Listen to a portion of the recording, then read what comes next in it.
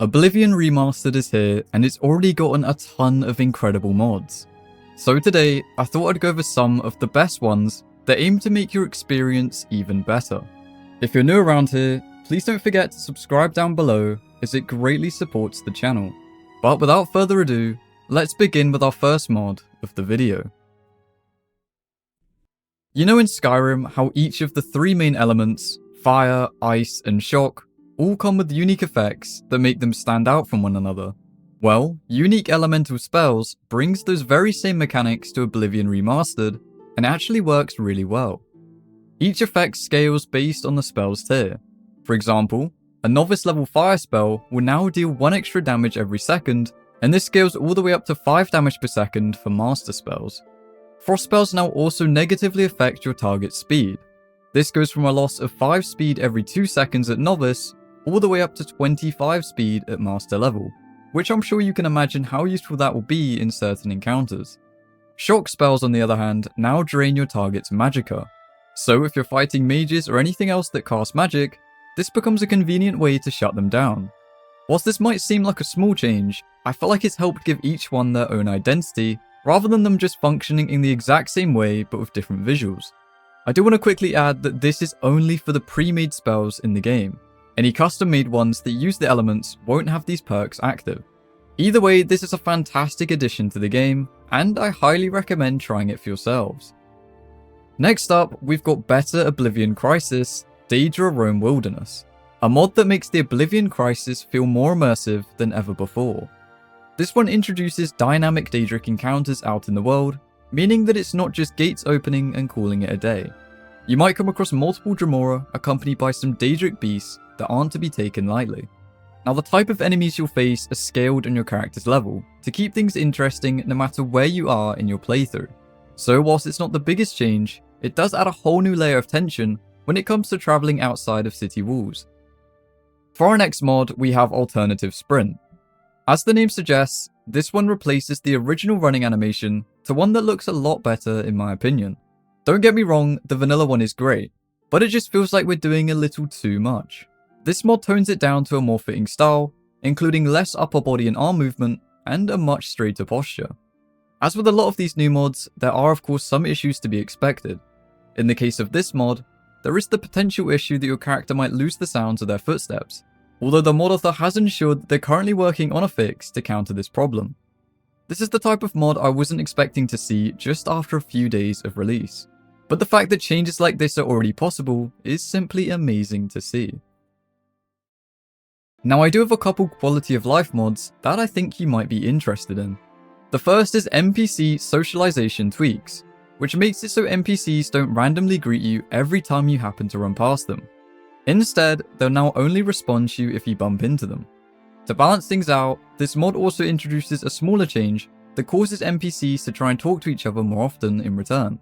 This means that the cities will still feel alive, but won't be addressing you every couple of seconds for simply walking near them. It's a great addition, and one that I think a lot of you will appreciate. The second quality of life mod is Enemy's Weapon Stays on Corpse. Again, the name pretty much tells you all you need to know. With the mod installed, the weapon that an enemy was using in combat is now a part of their loot once they die, instead of getting randomly dropped somewhere.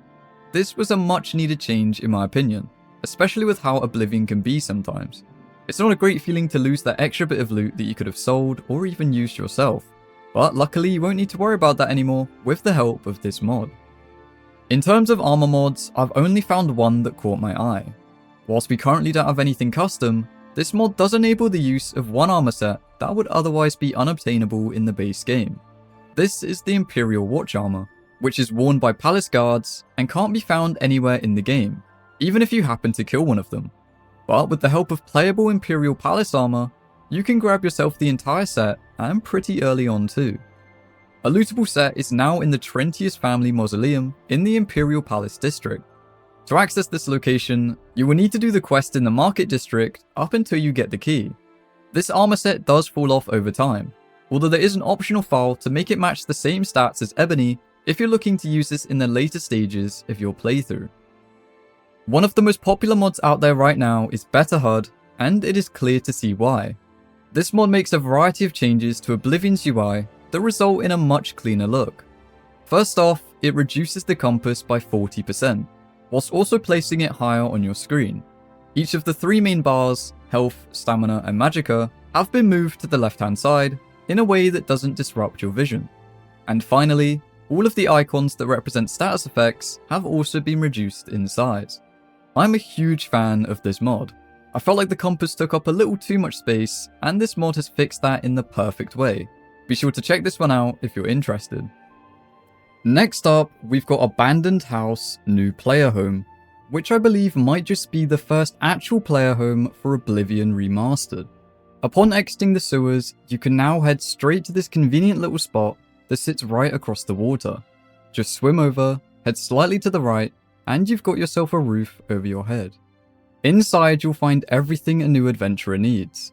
Storage that won't despawn your valuables, a player-owned bed, and some basic lighting. I can't believe we're already getting mods like this in just a few days. It is genuinely insane. That aside, if you're looking for a quick place to stash some loot in the early game, or just want a quiet place to call your own, this mod has you covered. Moving on, we've got Alchemy Overhaul.